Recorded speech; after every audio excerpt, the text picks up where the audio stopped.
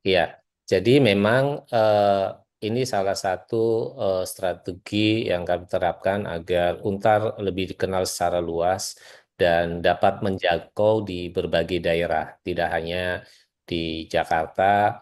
Nah, kalau untuk kita akan coba membuat satu pembukaan program studi di luar kampus utama itu adalah eh, penyelenggaraan perkuliahan ya di luar Jakarta, khususnya di luar Jabodetabek, apakah itu di provinsi di Jawa maupun di luar Jawa. Nah, tentu kita harus memenuhi kualifikasi-kualifikasi persyaratan yang ditetapkan oleh Dikti, ya. Sedangkan PJJ itu sebenarnya juga hampir sama dengan PSDKU, hanya PSDKU itu kuliahnya memang luring, ya. Misalnya di Provinsi Bali, misalnya, maka kuliahnya itu memang ada di sana. Kita menyiapkan dosennya, sekretariatnya, dan sebagainya. Sedangkan untuk PJJ sendiri ada izin PSDKU juga program studi sendiri, PJJ juga program studi sendiri, hanya PJJ ini proses pembelajarannya melalui daring di provinsi misalnya di eh, salah satu provinsi maupun bisa secara bersamaan di beberapa provinsi. Telah terbit Majalah Kampus Indonesia edisi ke-7 bulan Mei 2025. Membahas mengenai kontroversi jabatan guru besar kehormatan USM dari yang dulu dijuluki Universitas Sangat Murah hingga kini menjadi Universitas Sangat Maju. Usaha Unhiksa untuk menjadi PTNBH dengan tidak menaikkan biaya kuliah. Fenomena turunnya mahasiswa perguruan tinggi swasta. Untuk informasi atau berlangganan, dapat menghubungi kontak yang ada pada video.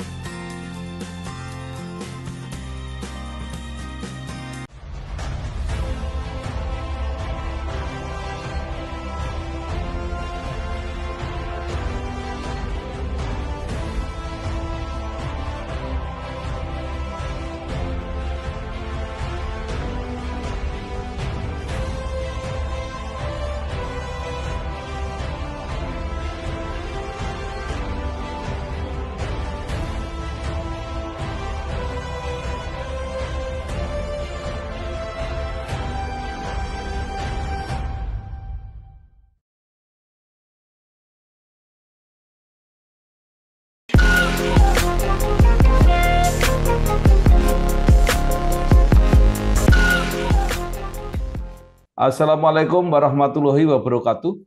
Waalaikumsalam warahmatullahi wabarakatuh. Bersama saya Bambang Sadono di kanal Inspirasi untuk Bangsa. Mudah-mudahan kanal ini selalu bisa memberi inspirasi, motivasi, dan edukasi. Kami sedang mempersiapkan beberapa video wawancara untuk memperkenalkan pendidikan tinggi di Indonesia. Menurut rencana wawancara ini selain akan kami tayangkan secara digital juga akan kami muat di majalah Kampus Indonesia edisi Juni 2025. Saat ini saya sudah bersama dengan Profesor Dr. Ahmad Sudiro, SH.MH, Magister Kenotariatan, Magister Manajemen. Beliau adalah Rektor Universitas Tarumanegara, Untar, Jakarta. Apa kabar, Prof? Alhamdulillah kabar baik, Bapak sehat selalu nggih. Sehat ya. Prof. Ahmad Sudiro lahir di Indramayu 7 Februari 1967. Eh, Sarjana S1 diselesaikan di Fakultas Hukum Universitas Trisakti, kemudian Magister Pasca Sarjana di Universitas Tarumanagara Untar, dan Pasca Sarjana STI IPWI Jakarta. Kemudian S3 diselesaikan di Fakultas Hukum Universitas Indonesia. Menjadi dosen di Untar sejak 1992, pernah menjadi dekan Fakultas Hukum, dan saat ini menjadi rektor untuk periode 2024-2028. Nah, Prof, supaya lebih jelas dan lengkap walaupun singkat, mungkin bisa diceritakan perjalanan karir selama ini sampai saat ini menjadi rektor Untar. Silakan, Prof. Baik, terima kasih Bapak untuk atensinya. Jadi mengenai proses perjalanan karir saya sampai menjadi rektor, tentu saya memulai karir kedosenan saya sejak tahun 1992 sampai dengan saat ini sebagai dosen tetap di Universitas Tarumanegara, khususnya yang punya home base di home base-nya di Fakultas Hukum program doktoral. Nah, seiring waktu tentu selama saya berkarir di Universitas Tarumanegara, saya sering terlibat dalam berbagai kegiatan akademik, tentunya Tridharma Perguruan Tinggi sebagai dosen dan juga berbagai eh, bidang kegiatan bidang administratif serta struktural di kelembagaan Universitas Tarumanegara. Eh, Antara lain, saya pernah sebagai kepala laboratorium, kemudian juga ketua program studi, sebagai wakil dekan, dan juga sebagai dekan Fakultas Hukum sejak tahun 2012, sebelumnya 2008 sampai 2012 sebagai wakil dekan, kemudian 2012 sampai saya saat ini diangkat sebagai rektor, sebagai dekan di Fakultas Hukum, dan 2024 saya diberikan kepercayaan dan amanah sebagai rektor Universitas Tarumanegara untuk masa periode 2024 sampai dengan 2008. eh, Seperti itu ya untuk Universitas Tarumanegara ini, tentu saya diberikan mandat untuk membawa Universitas Tarumanegara ini ke level yang lebih tinggi nantinya. Iya, baik Prof. Untar merupakan salah satu universitas yang apa ya cukup cukup lama, cukup tua. Ya. Lahir 1959, perjalanannya sudah sangat panjang. Nah, mungkin ada yang bisa diceritakan apa apa yang sudah dicapai sampai saat ini, Prof. Ya, baik. Memang Untar sendiri sudah berdiri sampai saat ini sudah memasuki usia 66 tahun ya. Ya. Sejak berdiri 66 tahun yang lalu sebagai salah satu universitas swasta yang tertua dan terbaik serta unggul di Indonesia Ya. saat ini. Dan sejak awal Universitas Tarumanegara memang telah berkomitmen untuk selalu eh, melayani atau menyediakan pendidikan yang berkualitas tinggi dan terus menghasilkan lulusan yang memiliki kompetensi sesuai dengan keilmuannya di program studi masing-masing. Nah, melalui proses perjalanan panjang ini, Untal telah berhasil membangun eh, keunggulannya dan reputasinya sebagai universitas yang terpercaya dan berkualitas di Indonesia.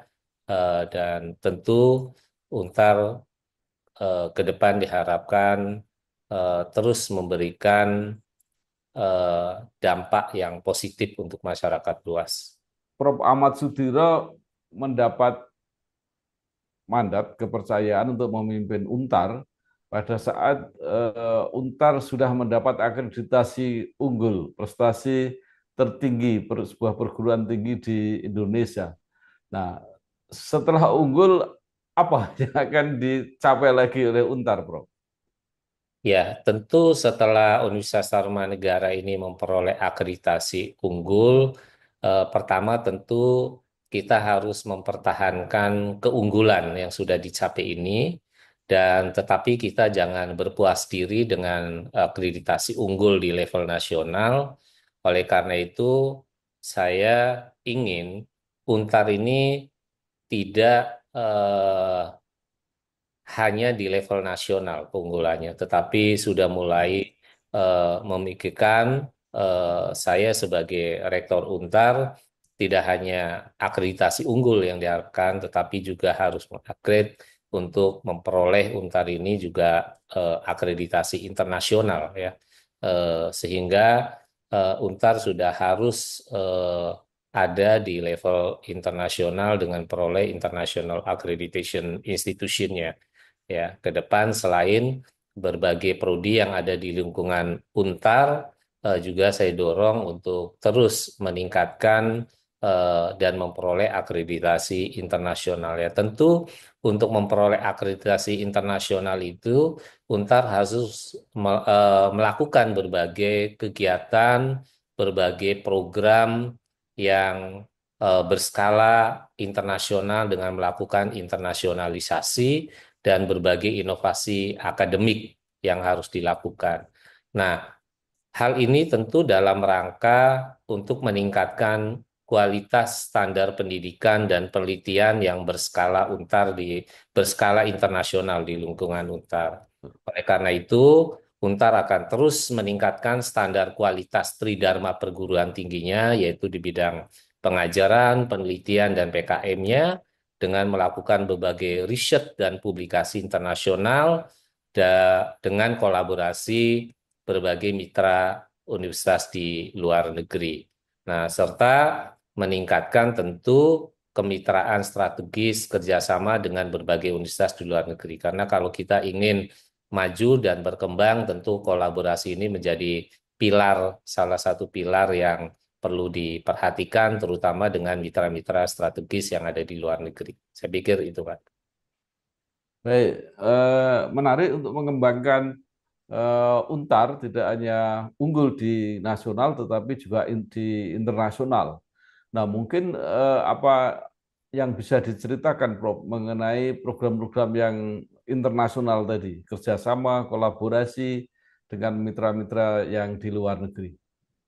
Ya, tentu berbagai program internasionalisasi ini saya sebagai Rektor Untar terus mendorong sivitas akademika eh, baik di fakultas, prodi untuk terus melakukan program-program kegiatan tridharmanya yang berskala internasional. Misalnya dengan melakukan eh, joint research dengan Hmm. mitra luar negeri, pengabdian masyarakat yang berkolaborasi internasional, dan juga joint author melakukan pertukaran mahasiswa, membuka international class, juga melakukan pertukaran visiting professor, pertukaran dosen dengan mitra-mitra perguruan tinggi luar negeri. Kira-kira seperti itu, Pak. Baik. Nah, sekarang kalau dilihat dari potret student body seperti apa, Prof? Mengenai jumlah mahasiswa, jumlah program studi, fakultas, dan program-program yang lain. Ya, memang saat ini Untar sendiri memiliki student body sekitar 14 sampai 15 ribu yang ada, dan Untar memiliki 8 fakultas yang ada serta satu program pascasarjana dengan 32 program studi yang terdiri dari program pendidikan sarjana, profesi, magister, dan doktor yang didukung jumlah dosen tetap sebanyak 500 eh, dosen tetap, dan belum termasuk dosen tidak tetap yang mungkin sekitar 500 lagi dosen tidak tetapnya, dan jumlah tenaga pendidikan sekitar 250. Nah, ke selain itu tentu Untar juga memiliki sebaran alumni yang sangat luas ya di berbagai bidang profesi. Eh, dan ya menyebar ke berbagai negara. Selain banyak lulusan Untar juga sukses dalam berbagai bidang, khususnya di bidang entrepreneurship ya. Untar ini kelebihannya sebagai entrepreneurship university, eh, banyak alumni sebagai pengusaha dan juga sebagai profesional. Baik. Nah, kalau dibandingkan dengan perguruan tinggi lain, apa kekhasan eh, pendidikan yang diselenggarakan di Untar, Bro? Ya, salah satu ciri khas yang ada di Untar adalah bagaimana Untar itu punya ciri kekhususan untuk pengembangan entrepreneurship. Eh, oleh karena itu, sebagai salah satu perguruan tinggi yang entrepreneurship university, maka Ya. Untar sendiri punya komitmen ya untuk terus meningkatkan standar pendidikan yang berkualitas tinggi dan pengembangan karakter mahasiswanya yang eh, diikuti dengan nilai-nilai IPE biasa kita, yaitu integritas, Hmm. profesionalisme, dan entrepreneurship yang melekat untuk seluruh sivitas akademika yang ada di lingkungan Untar. Nah, Untar juga memang seperti saya katakan tadi memiliki kekuatan dalam bidang entrepreneurship university, selain tentu di dalam bidang riset dan pengabdian masyarakat yang berdampak positif di secara luas. Saya pikir itu. Baik. Nah, kemudian tadi dikatakan bahwa mahasiswa sudah 14 sampai 15 ribu. Ya. Nah, sekarang daya tampung per tahun bisa seperti apa, Bro? Ya, daya tabung per tahun itu sebenarnya kita bisa sampai 4.000. 4.000 Hmm. mahasiswa. Tapi tentu yang mendaftar biasanya lebih banyak, sekitar 8.000, tapi karena daya tampung sekitar 3.500 sampai 4.000 mahasiswa setiap tahunnya yang nanti ini yang akan didik baik di program sarjana, profesi, magister maupun program doktoral. Kemudian dari 8.000 pendaftar itu yang paling banyak peminatnya program studi apa, Bro? Ya, memang kalau saya perhatikan trennya tentu yang mengantri itu Fakultas Kedokteran ya, Pak ya. Di kedokteran itu banyak. Hanya Hmm. memang ada batasan karena kita akreditasinya unggul diberikan kuota oleh Dikti itu hanya maksimal 250 kalau unggul itu. Padahal pesertanya lebih banyak dari itu sehingga memang harus ada proses seleksi dari jumlah calon mahasiswa yang mendaftar dengan yang diterima. Selain itu tentu ya ada Fakultas Ekonomi Bisnis, Fakultas Hukum dan Psikologi serta Komunikasi. Itu yang kira-kira trennya mahasiswa yang lumayan banyak untuk pendaftarnya. Telah terbit Majalah Politik Indonesia edisi ke-9 bulan Mei 2025. Membahas tentang keinginan Presiden Prabowo Subianto untuk beri peran lebih pada DPD RI. Kesaksian Teguh Haryanto mengenai hakim baik yang jumlahnya sedikit. Lalu pendapat Jaya Suprana mengenai mantan Presiden Soeharto yang layak menjadi pahlawan nasional. Untuk informasi dan pemesanan, dapat menghubungi kontak yang ada pada video. Khusus di Fakultas Kedokteran, apakah ada PPDS, Bro? Program dokter spesialis? Nah, kami sedang merintis, Pak. Ini untuk spesialis gizi, rencana sudah membentuk tim karena memang kemarin baru reakreditasi, kita dapat mempertahankan akreditasi unggul, sehingga syarat untuk pembukaan spesialis itu kan prodi S1-nya profesinya harus unggul. Sehingga Ya. kita sudah menyiapkan tim, ya mudah-mudahan tahun 2025 ini sudah running untuk pengajuan program spesialis untuk Fakultas Kedokteran Untar. Karena ini memang salah satu yang menjadi program prioritas untuk Fakultas Kedokteran Untar. Ya, baik. Nah, sekarang mengenai alumni, Bro. Alumninya tadi dikatakan sudah menyebar kemana-mana. Mungkin ada figur-figur yang apa, yang bisa dibanggakan sebagai alumni Untar. Ya, memang kalau tadi saya sampaikan bahwa figur alumni itu kan menyebar. Ada yang sebagai CEO di perusahaan, ada yang sebagai pemimpin di rumah sakit, sebagai dirut kalau dari kedokteran, ada juga sebagai Wakapolda, Kapolda, Hmm. juga Dirjen seperti Pak Dr. Widodo itu Dirjen AHU di Kementerian Hukum dan HAM yang baru saja menjabat kemarin. Tapi memang eh, yang kemudian berkarir sebagai pengusaha, sebagai profesional dan CEO di perusahaan-perusahaan berskala internasional juga banyak, Pak.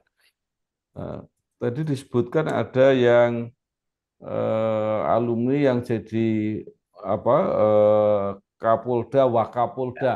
Iya. Apakah itu untuk program apa, Prof? Pasca sarjana atau apa? Ya. Ada yang di program S2, mereka setelah lulus S2 kemudian jadi Wakapolda, dan Kapolda sebelumnya juga memang menjadi Kapolres ya waktu masih studi, kemudian Hmm. setelah itu mendapatkan promosi. Eh, Kemudian juga ada yang di program doktoral mereka. Kalau Ya, yang di Dirjen ya, memang dulu alumni S1 di Direktur Jenderal Kementerian. baik. Nah, sekarang kira-kira 4 tahun mendatang, apalagi program-program eh,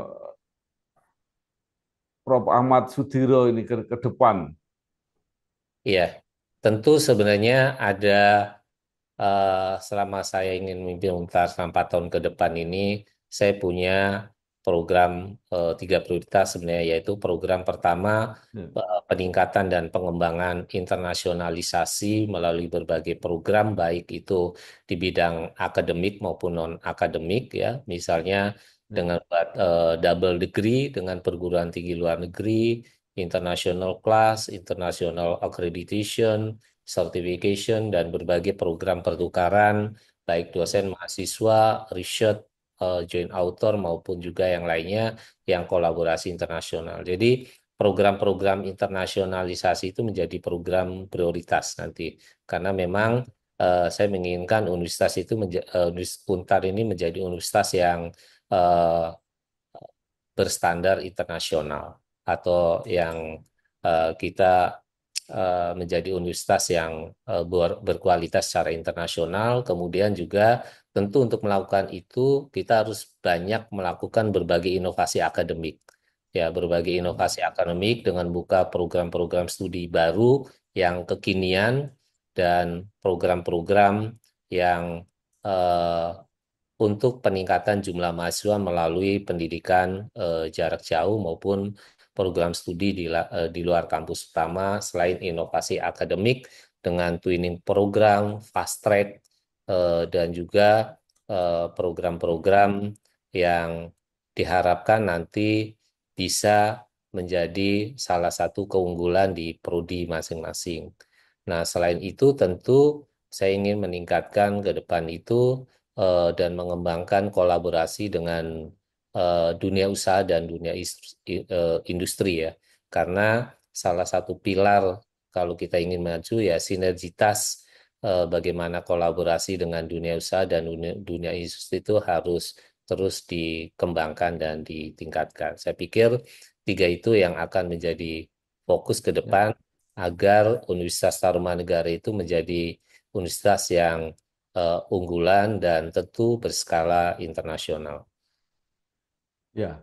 Baik, Prof. Tadi ada kelas internasional dan ada program double degree.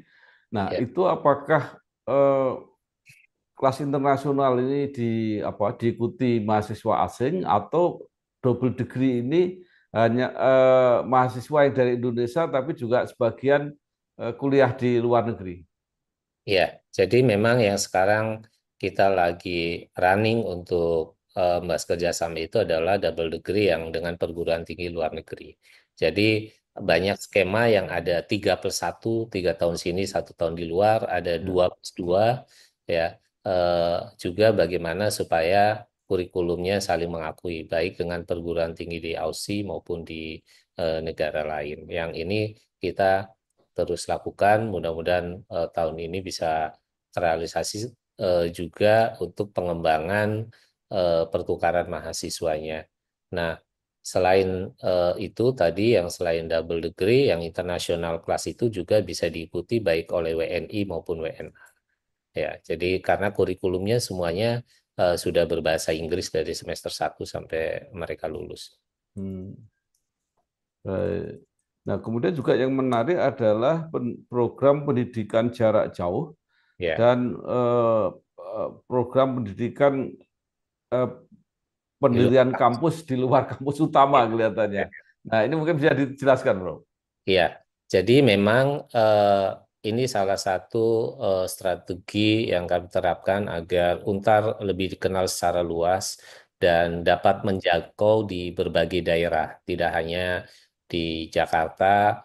Nah, kalau untuk kita akan coba membuat satu pembukaan program studi di luar kampus utama itu adalah eh, penyelenggaraan perkuliahan ya di luar Jakarta, khususnya di luar Jabodetabek, apakah itu di provinsi di Jawa maupun di luar Jawa. Nah, tentu kita harus memenuhi kualifikasi-kualifikasi persyaratan yang ditetapkan oleh Dikti ya. Sedangkan PJJ itu sebenarnya juga hampir sama dengan PSDKU, hanya PSDKU itu kuliahnya memang luring ya, misalnya di Provinsi Bali misalnya, maka kuliahnya itu memang ada di sana. Kita menyiapkan dosennya, sekretariatnya dan sebagainya. Sedangkan untuk PJJ sendiri ada izin PSDKU juga program studi sendiri, PJJ juga program studi sendiri, hanya PJJ ini proses pembelajarannya melalui daring di provinsi misalnya di eh, salah satu provinsi maupun bisa secara bersamaan di beberapa provinsi. Ya, ini program-program sudah berjalan atau akan datang, Bro? Iya, kami sedang mengajukan proses ini sudah timnya sudah berjalan, tapi perlu proses perizinan Dikti. Proses perizinan dikti. Kalau yang international class, saya nanti sudah mulai running ini Agustus lah untuk semester ganjil karena sudah disiapkan untuk international class. Karena biasanya perlu proses perizinan ke L2 Dikti dan Dikti serta L2 Dikti setempat kalau untuk PSDKU dan PJJ itu. Itu apakah meliputi semua prodi yang ada di Untar atau masing-masing hanya prodi tertentu, Prof, yang dibuka tadi, apa PSJJ atau PSDKU? Ya, sementara ini eh, tentu kita secara bertahap untuk PSDKU maupun PJJ ini hanya prodi-prodi yang memang dari jumlah dosennya, karena itu kan nisbah dosennya juga harus terpenuhi, sehingga kita akan secara bertahap prodi mana yang sudah siap yang kita akan ajukan izin ke diktinya. Karena memang untuk pembukaan prodi baru seperti PSDKU maupun PJJ itu harus ada kualifikasi persyaratan yang memang ditetapkan dikti yang harus kita penuhi eh, sesuai dengan standar, baik dari kecukupan dosen maupun sarana dan prasarana serta kerjasama dengan perguruan tinggi setempat di mana kita akan membuka. Ya, baik, Prof. Terakhir, kan banyak mahasiswa yang apalagi akhir-akhir ini yang mengalami kesulitan untuk kuliah karena masalah pendanaan. Nah, apakah di Untar ada program-program khusus yang membantu mahasiswa yang mengalami kesulitan semacam itu, Bro? Ya, eh, betul Pak, di Untar sendiri menyediakan program-program beasiswa ya, baik untuk mahasiswa baru maupun mahasiswa yang sudah masuk ke Untar. Jadi kalau bagi yang baru tentu kita juga menyediakan berbagai program beasiswa, eh, misalnya dari mereka yang punya prestasi ya waktu SMA melalui rapot dengan diberikan beasiswa baik dalam untuk pembayaran pembangunannya maupun yang lainnya. Sedangkan yang sudah masuk, Untar sendiri menyediakan ada 3 kategori program beasiswa, yaitu pertama adalah kategori bagi mahasiswa-mahasiswa yang berprestasi secara akademik. Ya, kedua adalah mahasiswa-mahasiswa yang berprestasi di bidang non akademik. Ya, Ya. Eh, misalnya mereka atlet nasional maupun prestasi-prestasi lainnya yang di bidang non-akademik. Sedangkan kategori 3 malah mereka adalah yang memang dari sisi kemampuan ekonomi yang memang diberikan program beasiswa bagi mereka yang memenuhi syarat dari sisi kemampuan ekonomi yang kurang memadai. Nah, ketiga kategori ini diberikan nanti setiap semester untuk mengajukan masing-masing prodi bagi mahasiswa yang memenuhi persyaratan itu. Selain itu juga selain yayasan memberikan program beasiswa semacam itu, maka universitas juga melakukan berbagai kerjasama dengan foundation lain, pemberi-pemberi mahasiswa lain yang juga diberikan beasiswanya untuk mahasiswa-mahasiswa Untar seperti Jarum Foundation ataupun mungkin berbagai program-program foundation lainnya yang memang tujuannya untuk memberikan beasiswa bagi mahasiswa yang berprestasi tadi. Baik, terima kasih sekali Ya, Profesor Dr. Ahmad Sudiro, SH.MH, Magister Kenotariatan, Magister Manajemen, Rektor Universitas Taruman Negara, Untar Jakarta. ya. Banyak sekali yang sudah disampaikan, mudah-mudahan ini bermanfaat untuk kita semua. Dan selamat terus maju untuk Untar, sukses. Ya. Wassalamualaikum warahmatullahi wabarakatuh. Waalaikumsalam warahmatullahi wabarakatuh. Oke, terima kasih Terima Bapak. kasih, Prof. Oke, Ya, matur Prof. nuwun. Oke, sehat selalu Bapak. Telah terbit Majalah Ekonomi Indonesia edisi kelima bulan Mei 2025. Membahas maju mundurnya perang tarif Trump, di mana Amerika tidak bisa mendikte dunia lagi. Saatnya pertambangan menjadi prioritas penerimaan negara. Peningkatan jumlah penerima dana pensiun per bulannya. Juga potret komunikasi pejabat publik. Untuk informasi lebih lengkap juga pemesanan, bisa menghubungi kontak yang tertera pada video